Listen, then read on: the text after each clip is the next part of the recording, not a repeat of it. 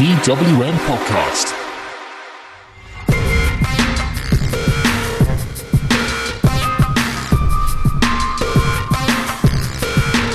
Ladies and gentlemen, boys and girls, children of all ages, tonight TWM Wrestling proudly brings to you its first ever Tag Team Champions of the World. Yes, they are a thing here.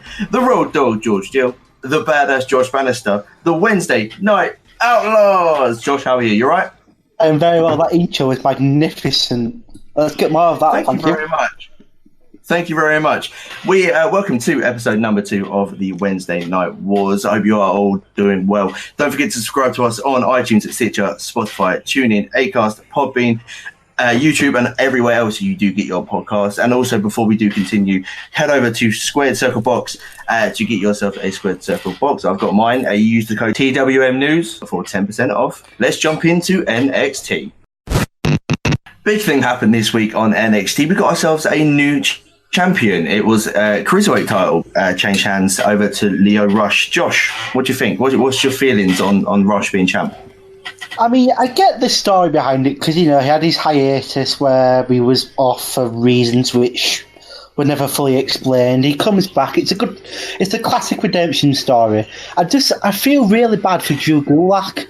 He was a great champion. I would have liked to see this feud possibly stretched out a bit more, maybe even to a takeover perhaps. But, you know, Leo's a good champion. The only problem now is, apart from Gulak, who else are they going to have challenging for the title now? Well, yeah, it's interesting to have him as a face as well, because we've only really known him before as a heel, as the cocky mouthpiece for Lashley. And now to see him as a redemptive baby face that's going to right all the wrongs that he ever did in his previous years of his life. But it's going to be, I think it's just a really interesting shout to have him, especially as a face. And like you say, who's going to be next to step up and take him on? What I like now it is on NXT, because let's be honest, 205 Live is now probably dead. It is. It does have a lot of, indie stars that could theoretically challenge for that belt. Like, I couldn't remember from last night. I think Cameron Grimes is listed under that weight. I could be wrong. Who? Cameron Grimes, the man with a shiny hat. No, can't remember. Wears the hat and stomps people. I know who you mean. I can't think of who it is. We'll move on. It'll come back to us. We'll move on. But yeah, this feud, I'm disappointed that Gulak's lost it so soon after, because NXT doesn't have that many credible heels who could theoretically carry it for a while. Like, obviously, we've got the UAE. Go on. I think his next challenger will be Angel Garza. Oh, I really hope so. Let's be honest, I think Garza could need it, because next week he's going to get absolutely murdered by Ciampa. And we will talk about that. We'll talk about that a little bit later on. The other big headline, there's 2 big headlines coming out of this pay-per-view. Pay-per-view? Weekly show, what am I chatting about? One of them being Isaiah Swerve Scott got such a big stage to perform on. He went one-on-one with the North American champion, Roddy Strong. What a match. This was an absolutely fantastic match. It's exactly what the North American title should be. The workhorse in Roddy and the young indie upstarts like Swerve. And this was like possibly his breakout moment. It was such a great match. I like the fact as well that Roddy wasn't allowed to win clean. He still had to rely on Adam Cole and Kyle O'Reilly. So there's scope for that down the road possibly, but what a performance by Isaiah Scott. What an incredible spot as well. Just as when the UE came out, he had Roddy on the apron, kicked his legs away from him. You could see Roddy sort of slip backwards, hooked his feet under the ropes, he's balancing back, and then Swerve just hits the double stomp.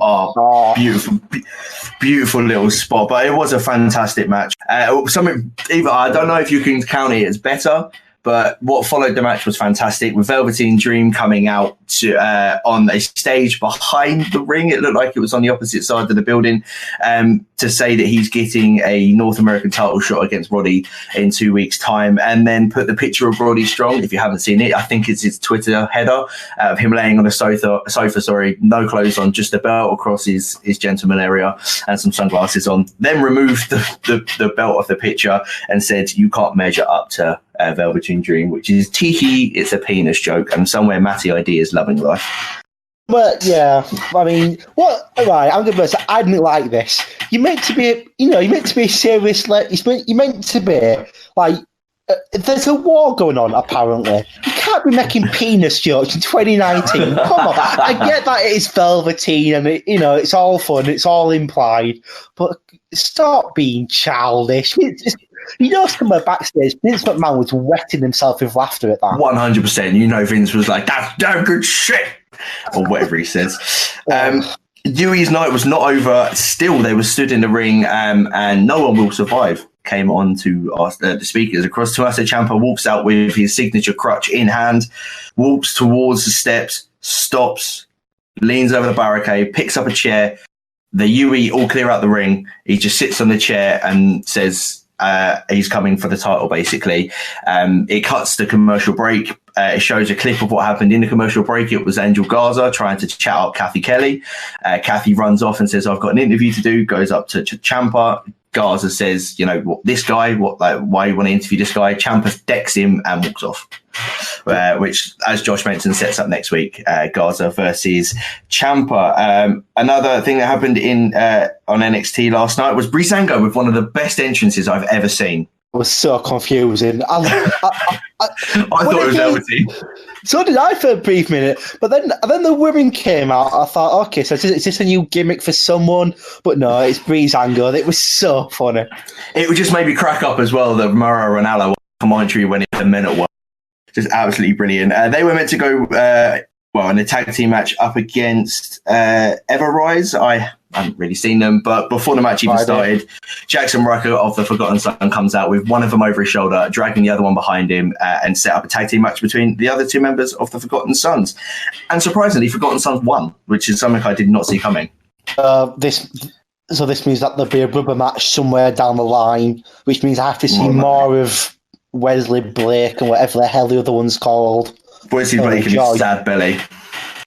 Oh, God, don't mention that now. Because now if I watch back tomorrow, all I'm going to see is his sad Baron Corbin belly. Yeah, more or less. Another nobody, I say nobody, it's something many fans have heard of, is Boa.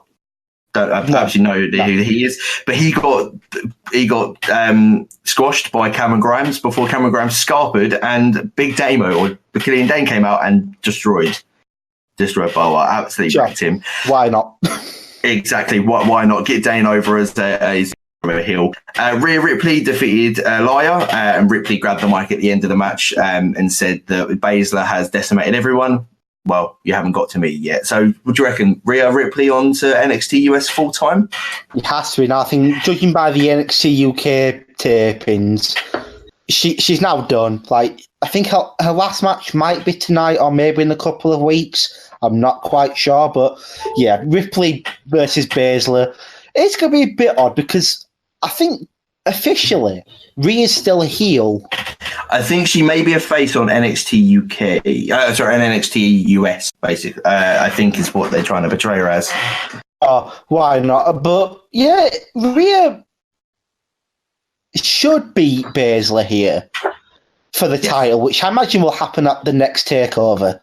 Correct. I think it's War Games, which will be in just before Survivor Series. Yeah, next month. There's absolutely no one left because lost weirdly. Tegan Nox will probably, in fact, no. Rhea should win. Then Tia can. It's Rhea. That they can play into the story from the Mae Young Classic. Yeah, I think they're trying to set Rhea up as like another Becky Lynch, as like a woman that is a face, does whatever the hell she wants, even if it means getting booed. or setting up as a bit of a badass. Another set of women did have another match last night. Bianca Belair defeating Dakota Kai, and why? Dakota Kai's just come back from injury. Yeah, it was a bit. So it's not like NXT's not got any female wrestlers they barely use anyway. Like they've used like 6. Have Dakota Kai straight back from injury, losing to Bianca Belair. I can already feel Matty getting furious at that because we all know how much she loves Dakota Kai. We all know how much she is his fave. Exactly, and Bianca again. I think at the end of the match, cut another promo because this match was after Rhea Ripley's, and basically intending putting her intentions across for the title, which she's already gone for. So I can see it happening as a triple threat over at War Games, which if Rhea comes out, I'd like Rhea to pin Bianca Belair, and then Shayna's like, oh, I never got pinned, blah blah blah blah, yada yada yada. Has Bianca been pinned yet? I know she. Whistler. Oh yeah, Mia's pinned her, hasn't she? Yeah, I think so. Yeah. Speaking of the horsewomen and Baszler and that sort of thing, something I forgot to mention earlier, which really cracked me up, was in response to Velveteen Dream's crack up of Roddy having a small penis. Marina Shafir, obviously Roderick Strong's wife, put a picture of her on Twitter, sat in a wheelchair, and put the caption of "The day after our wedding, I'm in a wheelchair," which absolutely tore me a new one in terms of it made me laugh so much. And I don't really like Marina Shafir. And finally, on to the main event. It wasn't for the UK title. Well, I thought it was, but it was a non-title. It was Walter versus Kushida, and I say Walter is like another Lesnar. He works really well with small guys. Yeah, I'm going to say his best matches have always been against people smaller. Mainly so he can, with his power moves, he looks like an absolute beast, which, let's be honest, he is. He is, yeah. Yeah, and Kushida's a great worker, and I hope this was a really good match for me. I loved this match. It was just a spot of Kushida where he sort of had the hoverboard lock on Walter whilst he was sat on the top rope, and sort of backflipped onto the canvas and then turned it into, I think it was a Fujiwara, or it might have been another hoverboard lock, but Kushida put on Kushida put an absolutely brilliant performance in against Walter. Yeah, I love this match. I want to see more of this feud now. Like, yes, I would not mind. I don't think Walter turns up on NXT UK now, so he's not the fan. I would love to see this take up and this be the War Games match, like Team Kushida versus Team Walter or Imperium. But this means that Breezango have to be in a cage, and honestly, I don't want the main event of a takeover to feature Fandango. I do. Fandango's amazing. It's fine. I like Tyler. I like Kushida, but Fandango really no other tags in the Street Profits. They're not doing anything. Yeah, I think it would be an Imperium versus Kushida and 3 men of his choice. I would love to see Pete Dunne in there again, because he still has beef with Imperium, but that stupid goth Archer dude. Oh, Damien Priest. Damien Priest. I've just thought British Strong Style and Kushida versus Imperium. Book it. And finally, lots and lots and lots of hype around Finn Balor returning to NXT. I saw a really interesting thing on Twitter earlier about him. Apparently, even though he's come down to NXT, or I don't even say come down and come across, he still has the same wage as he would over on SmackDown or Raw. Really? Well, yeah, I think best of both worlds. Then he gets the main roster wage, and he gets to face people like Adam Cole every week. And does less work because they pre-record a lot of stuff and then have time off. There we go then. See, easy life for Finn. Exactly. Well, it's a decent NXT. Let's move over to AEW and see how the competition did sort themselves out. This podcast, and indeed all TWM podcasts, are brought to you by SquaredCircleBox.com, the only place for your monthly wrestling box needs. With things from superstars from WWE, AEW, New Japan Pro Wrestling, Impact Wrestling, British wrestling, independent wrestling, and loads more. It is the only place that matters if you want to get the best wrestling swag for a low, low price. That low, low price is just £25, people. What a bargain! And you can get snapbacks, t-shirts, magazines, DVDs, trinkets, whatchamacallit, doodads, you name it, they have it each and every month. And just because you listen to TWM, you sexy, sexy people, you get 10% off your first order. All you got to do is use the code TWM News in the checkout. Just use the code TWM News in the checkout for 10% off your first order at squaredcirclebox.com.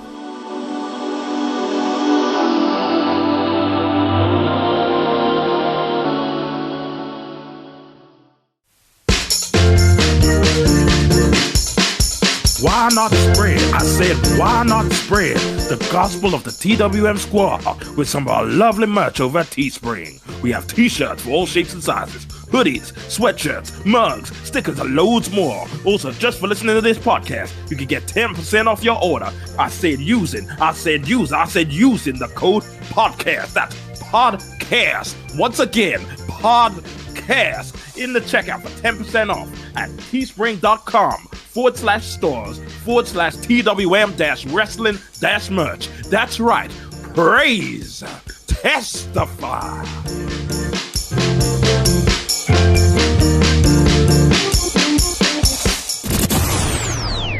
Chris Jericho is hands down the greatest human being on this planet. He hit up a brilliant promo with all four members alongside him of his new stable. And I was told off air, I'm not going to take credit for this, that it's called Inner Circle because it's a subtle stab at Vince. Not as I thought, a real crap band of X-Men villains who'll get defeated every 5 minutes. Oh dear, I love that. Absolutely love that. But come on, in one promo, Chris Jericho managed to get over the new stable, including Jake Hager, who people were a little bit still curious on. He shouted out Eddie Guerrero on his birthday, as it was yesterday. Subtly dug at WWE with the name Inner Circle, which is what Vince used to call the creative team, and also when the crowd started to chant "We the People" at Jake Hager, Jericho just shut them down, saying it was made by a crap creative team. It's shit. Blah blah blah blah blah. Stop. I don't agree with it because then what Jericho failed to realise is when Jake Hager then did MMA, he still used the "We the People" bit. So Hager clearly loved it. So Yeah, exactly. And he also managed to hype his match against Cody at Full Gear. That was called. Yeah, Full Gear. So yeah, Jericho is amazing. Sammy Guevara, sexy Spanish god. Just being in my head all day, just literally just those 3 words on a loop. It's like bubbly all over again. Well, he hit up some more catchphrases because he constantly kept bringing up the list. Obviously, we had the list of Jericho in 2015 in WWE. So he kept saying, they're on the list. Basically, it got to the point where it was like, going straight in my basket. It was basically that the entire time he was in the ring. And also said at the end of the night, they're going to go back and enjoy a little bit of the bubbly. That has got old so quickly now. I've got sick of very that old. Now. Yeah, very, very old. Jericho does have a big contender next week in Darby Allin, who defeated Jimmy Havoc in a number 1 contenders bout for the opportunity to face Jericho next week. I can't remember where they're holding it, AEW. I want to say Philadelphia. I think I'm wrong. I was right. Yes. Allin went for a handshake. Jimmy punched him, so Jimmy's the heel. Obviously, because Darby's got over so... And Jimmy's best work has always been as a heel. Especially in things like pretty much in Progress and MLW, he's just a dick, and people. Yeah, more or less. So yeah, well, I just love that they get that they're both goths. Let's get them to do things not normal people do, like Darby Allin biting Jimmy Havoc. I love that. The only thing I don't like about Darby is his finisher. It just looks so painful on him. Like every time I see him hit it, I always think it hurts Darby more than it actually hurts anyone else. It's like Rob Van Dam's frog splash. Well, the only time I've only seen him hit the coffin drop like 3 times, and one of them was when he hit it and Cody moved. Oh, I saw him hit it on that AEW Dark against Seema, and it just it bugs me how painful it is, but I know Darby doesn't. Darby just doesn't care. He likes to hurt himself and his opponents, so it suits him. There's no chance he wins this week. He's getting the inner. Jake Hager's going to powerbomb him through the ring. Yeah, He's more or less. small.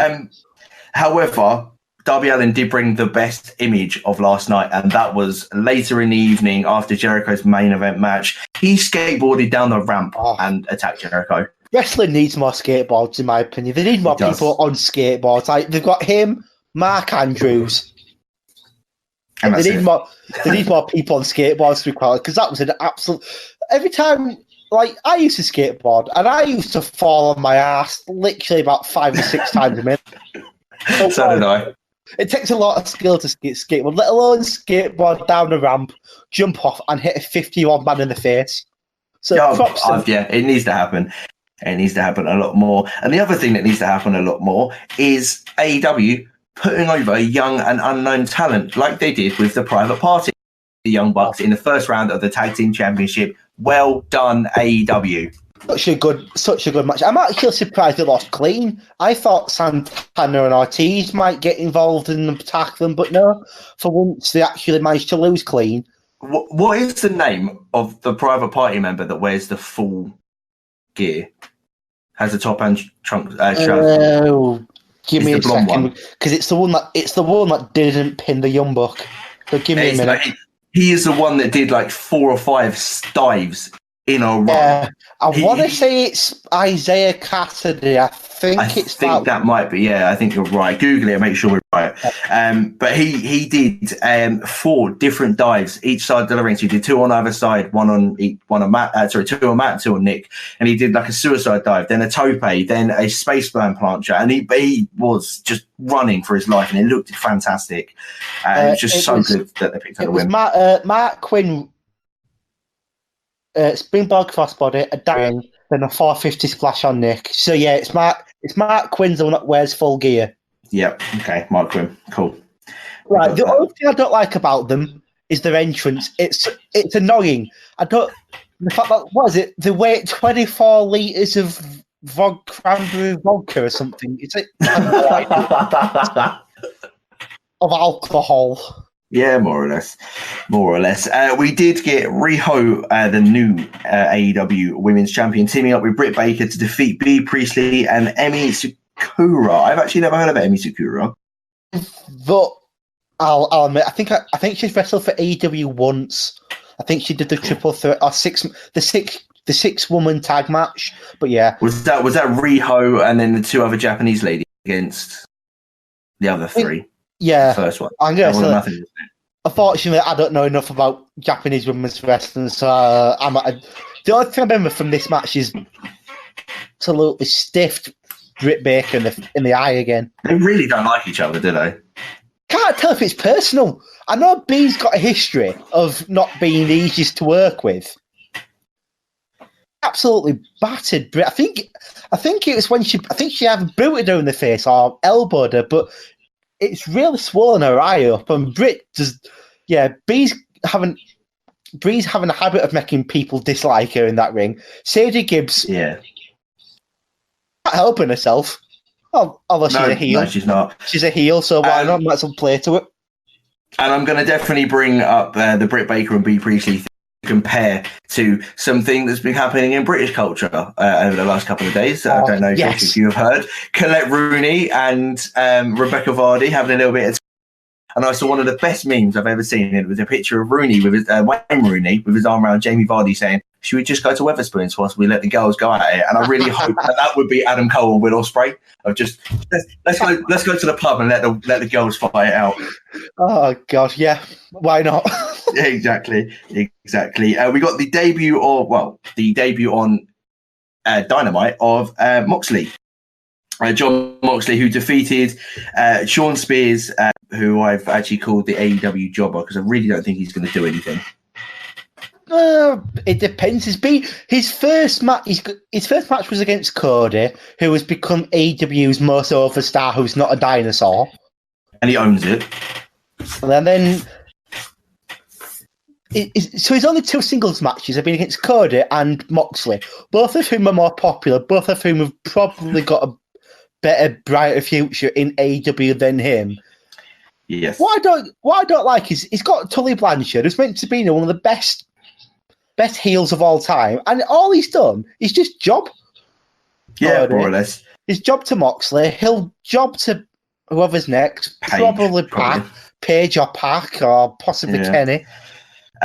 Really interesting about this match, Moxley reverting back to biker shorts that he goes by instead of his long, what look like Bray Wyatt kind of trousers or Braun Strowman kind of trousers.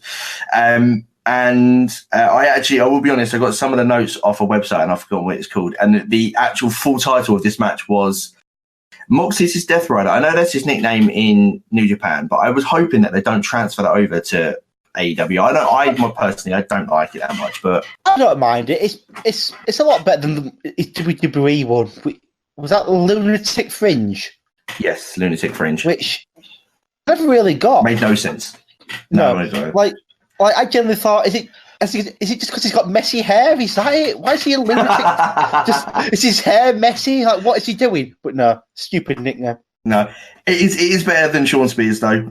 Like we did agree this off air that Shawn Spears of the chairman, and it is chairman because it's half a dig at WWE, isn't it? But it's half because he twatted Cody with a chair. Yeah, obviously, funny, but yeah, Shawn Spears is. Yeah, he's just a jobber to the stars. Now, it's like you said earlier, it's probably not got the bright. He will have the brightest future. He's got that upper mid card heel role. He's basically Samoa Joe. If they bring in a mid card title, he will be the heel of that. He will just be there massively. The match itself was all right though. Endlessly hitting the power shift on Shawn Spears for the 1-2-3 for Moxley to be confronted by Kenny Omega, who came out at the top of the ramp with a barbed wire covered baseball bat and a barbed wire covered broom, which is a cleaner, funny. But is he stupid? He do not give your opponent a weapon. Take both. Hit Moxley. Don't be fair. Yeah, he chucks the baseball bat on the floor to give to Moxley. But before Moxley even has a chance to do anything, Omega's attacked from behind by a Pac. Pac and Moxley stare each other down, and then Moxley drops the baseball bat and walks off. Things about this match. One, I like the fact that for once it had a referee distraction because obviously last week they had an attack Omega in full view of the ref. And the ref's just go nuts. Pac on commentary. Apparently, I think Pac's brilliant generally. I think he's just amazing. Apparently they've come out now, AEW, and it's down to the referee's discretion. Really? Right. That just smacks of, oh my God, they found a plot hole. Quickly, let's cover it with sand. Yeah, more or less. But the main event of the night was Chris Jericho and Sammy Guevara, the natural Dustin Rhodes and Adam Page. Chris Jericho and Sammy Guevara getting the win here with the Judas effect. I found out something depressing about this match, about Gold. Gold just started wrestling 3 years before Adam Page was born, and 5 years before Sammy Guevara was born. That's mental. Hold on, Adam Page is only 29. Turns 13. I googled this. Give me a second, because I knew Sammy Guevara was young. What I find really, really funny about Dustin Rhodes in AEW in a minute, he's still in full Goldust makeup, just red and black instead of gold and black, but he's still being called the natural Dustin Rhodes, which was his WCW nickname from the 90s, where he came out as a cowboy. Obviously, Adam Page is 28, so he feels like he should be so much older than that. I do feel like he's in his 30s. I don't know why. I just feel like he's someone who should be in his early 30s. Because he's been around for so long. Yeah. Goldust and Chris Jericho have both been wrestling longer than both of those men have been alive. And that is ridiculous. However, saying about Dustin's previous gimmick of the cowboy in WCW, I want the natural Dustin Rhodes and Hangman Adam Page both come out on horses and both be put into this tag team tournament. God. I would absolutely love that. I want no more animal interaction. They've already, nearly killed Pharaoh. They've, they had Hangman come out on a horse at All Out. Let's not have any more. Although, I just want to see the logistics of them both coming out on horses, like it's Red Dead Redemption. I'm pretty sure that there was a beatdown after this match as well with Jericho and Guevara, and then a lovely big melee happened of everyone coming out here, there, and everywhere. The Bucks came out and got their 2 pence in with a couple of super kicks and a couple of dives. Cody came out, and if I'm right, did he hit the crossroads on Guevara? Yes, he did. He did hit the crossroads on Guevara. And Matt cracked me up in this segment as well because he kept trying to go for his shoe. I don't think he put his shoe on properly. Because he hits a super kick and the first thing he does is go to his ankle. Oh, yeah. I'll be honest, hand on heart, I can never tell which young buck is which. I can tell the difference. I think Nick's taller. All I can remember about is one has sideburns and the other one is losing his hair really, really obviously. One's not got the sideburns, is losing his hair. It's got really noticeable during the tag match. He kept sweeping his hair back, and there's about 5 meters of forehead before the hair starts joining up again. That is Nick. Yeah. I will say that Nick is taller. He is an inch taller, so that is really not noticeable. Yeah. Matt's also got the jet black hair, like the darker hair. Nick's is slightly blonde. And young bucks. And Nick's also the one that always has the headband on and loses it 2 seconds in the match because he doesn't take it off. And it's the flippier one. Mr. Badass, Josh Bannister, who won? Oh, I'll go AEW if only for the end segment, the Darby match, because we also forgot to mention in the end segment, good old MJF came down, and there was a lovely little tease where the Inner Circle, still don't like that name, offered him the chance to batter Cody. But no, he helped his friend Cody out, and he hit... Who did he hit with a chair? I think he hit Sammy and one of the Ortiz before he too got beaten down. I say, can you tell the difference between Santana and Ortiz? Which... Ortiz is the one with the afro. Yes, he is. Santana's the skinnier one. But I agree with you. I think AEW did win this week. I think it was like last week. It was close to call, but WWE put all the big guns out. See, I don't. I don't think it was that close. I didn't think NXT was that. NXT had one great match, which was two very good matches.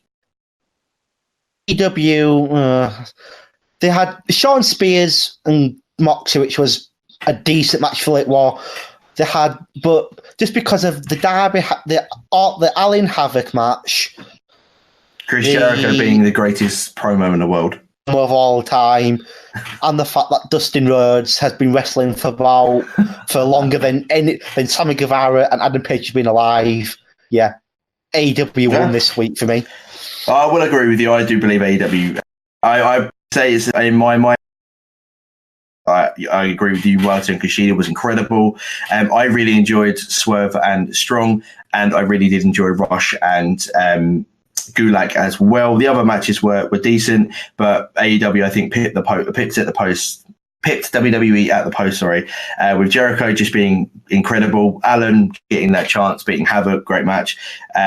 The continuation of a triple feud between Moxley, Pac, and Omega. Omega really not having a good time at the moment, is he? No, he's getting. I think they're trying to rebuild him now. I think with the being the elite things, we're going to rebuild you. Here's one of the craziest men in the world and a bastard.